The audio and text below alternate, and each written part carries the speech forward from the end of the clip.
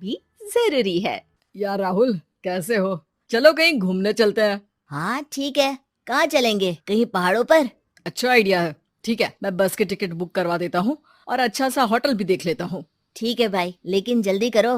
Life में इतना stress हो गया है कि कुछ दिन का रेस्ट तो बहुत जरूरी बन गया है। राज का शाम को फोन आता है राहुल के पास। राहुल, मैंने टिकट बुक करवा दिया है। आज शाम की ही बस है। जल्दी से सामान पैक कर लो। ठीक है, सामान तो मैंने पहले ही पैक कर लिया है। अब तो बस शाम का इंतजार है, जब हम बस पकड़ेंगे और निकल पड़ेंगे धर्मशाला की ओर। शाम को दोनों दोस्त बस स्टॉप पर मिलते हैं और फिर वहाँ से निकल पड़ते हैं शिमला की ओर। सुबह होते होते ये दोनों दोस्त शिमला पहुँच गए, जहाँ ये होटल पहुँचे और वहाँ से निकल पड़े पहाड़ों पर घूमने। राज, यहाँ पहाड़ों पर कितना सुकून है ना। दूर दूर तक सिर्फ और सिर्फ पहाड़ ही है, और घूमने आए लोग भी यहाँ कितनी मस्ती कर रहे हैं। हाँ भाई, ये तो है। चलो कुछ खा ले। दोनों एक रेस्टोरेंट पे पहुंच गए। वहां इनकी रेस्टोरेंट चलाने वाले लड़के से दोस्ती हो गई, जिसका नाम जितेंद्र था। जितेंद्र, तुम यहाँ कब से हो और रेस्टोरेंट खोलने का प्लान कैसे बनाया? अरे भाइयों, मैं तो यहीं का हूँ। बस बाहर कुछ साल के लिए गया था नौकरी करने, पर फिर लौट आया और अपने यहाँ ही रेस्टोरेंट खोल लिया। पिछले 6 साल से यहीं पर हूँ। अरे लेकिन जितेंद्र, एक बात तो बताओ, रेस्टोरेंट ही क्यों? कुछ और काम क्यों नहीं? और भैया, अपना तो ये मानना है कि आदमी दुनिया में कहीं भी हो लेकिन उसे भूख तो लगेगी ही, और इसके लिए उसे खाना तो चाहिए ही। यानी ये धंधा कभी मंदा नहीं पड़ता, इसलिए ये काम शुरू किया था। लेकिन इस काम में क्या मुनाफा भी होता है या फिर बस ऐसे ही काम चल रहा है शौकियाना तौर पर? अरे अरे, क्यों नहीं भैया। काम तो हो ही रहा है, और मुनाफा नहीं होता तो ये 10 लोगों का स्टाफ कैसे रख लेता। वैसे आप भी क्यों नहीं इस बिजनेस में हाथ आजमाते हो? हाँ, आइडिया तो अच्छा है, लेकिन हम लोग तो सिर्फ यहाँ घूमने आए हैं और हमारे पास इतने पैसे भी नहीं है। और अब पैसों की चिंता क्यों करते हो? सिर्फ 5 लाख रुपए लगा कर भी आप काम शुरू कर सकते हो। अच्छा, वो कैसे? अरे, आप रेस्टोरेंट में मेरे पार्टनर बन जाइए। जो मुनाफा होगा वो आधा आधा बांट लेंगे। राज को ये सुनकर अच्छा तो लगा, लेकिन राहुल को इस ऑफर में कुछ दिक्कत लगी। उसने कोने में ले जाकर राज को समझाना शुरू किया। अरे राज, पागल मत बन। हम सिर्फ यहाँ घूमने आए हैं, ये ऑफर के चक्कर में क्यों पड़ रहे हो?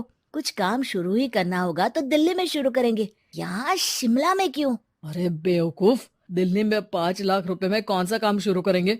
यहाँ शिमला में इतने कम पैसों में काम शुरू कर लेंगे और 1 साल में मुनाफा लेकर वापस भी चले जाएंगे।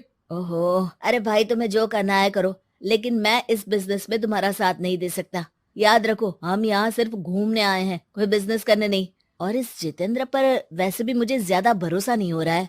अरे तुम्हारी यही तो दिक्कत है, तुम्हें किसी पर भी भरोसा नहीं होता। लेकिन मुझे तो है। मुझे पता है कि इतने कम पैसों में मुझे जितेंद्र अपना बिजनेस पार्टनर बना रहा है। अरे लेकिन क्या गारंटी है कि पैसे लेने के बाद जितेंद्र तुम्हें बेवकूफ नहीं बनाएगा? अरे मुझे तो है। मैं कुछ नहीं जानता। मुझे सिर्फ ये पता है कि जितेंद्र मेरे बारे में ज्यादा ना जानते हुए भी मुझ पर कितना भरोसा कर रहा है। मुझे तो लग रहा है कि इसके पीछे उसकी मंशा ठीक नहीं है। बाकी तुम्हें जो ठीक लगे वो करो। मैं तो आज शाम की ही बस से वापस जा रहा हूँ। ठीक है, तुम चले जाओ, लेकिन याद रखना कि आज के बाद मुझसे कभी बात करने की कोशिश मत करना। राहुल गुस्से में वहां से चला जाता है। दूसरी ओर राज और जितेंद्र साथ में मिलकर काम करने लगे। राज ने अपने घर से 5 लाख रुपए ये कहकर लिए कि जल्द ही वो 2 गुने पैसे कमाकर 6 महीनों में लौटा देगा। कुछ दिनों बाद, भाई जितेंद्र, तुमने 5 लाख रुपए तो ले लिया है, लेकिन काम में बहुत तेजी नहीं दिख रही है। अरे भाई, काम में थोड़ा समय लगता है, चिंता मत करो यार। हाँ वो तो ठीक है, लेकिन मेरे पैसों का तो कुछ हिसाब दो। कहाँ लगाया है तुमने? अरे बड़े आए पैसों का हिसाब मांगने वाले। वो तो शुक्र मनाओ कि इतने कम पैसों में मैंने तुम्हें काम पर रख लिया है। क्या कहा? तुमने मुझे काम पर रखा है? अरे मैं तो तुम्हारा बिजनेस पार्टनर हूँ। बड़ा आया पार्टनर बनने वाला। औकात देखिए अपनी। 5 लाख में रेस्टोरेंट खरीद लिया है क्या? ऐसा है तो मेरे पैसे वापस करो, मुझे तुम्हारे साथ काम नहीं करना है। अरे पैसे कैसे?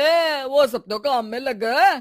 अब तुम्हें वापस जाना है तो चले जाओ, कोई पैसा नहीं मिलने वाला है। राज को अपने साथ होने वाले धोखे का एहसास हो चुका था, लेकिन तब तक देर हो चुकी थी। उसे अपने दोस्त राहुल की याद सताने लगी, जिसने पहले ही आगाह कर दिया था कि इस बिजनेस में धोखा है, लेकिन अब तो देर हो चुकी थी। राज को अब कोई रास्ता नहीं सूझ रहा था।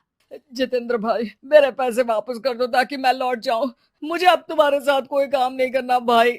ये सुनते ही जितेंद्र अपने कुछ साथियों के साथ राज पर टूट पड़ा और उसकी जमकर पिटाई कर दी। राज बेहोश हो चुका था। जब उसने आंख खोली तो उसे अपने सामने पूरा परिवार, पुराना दोस्त राहुल भी दिखा। सभी को देखकर राज की आंख में आंसू आ गए।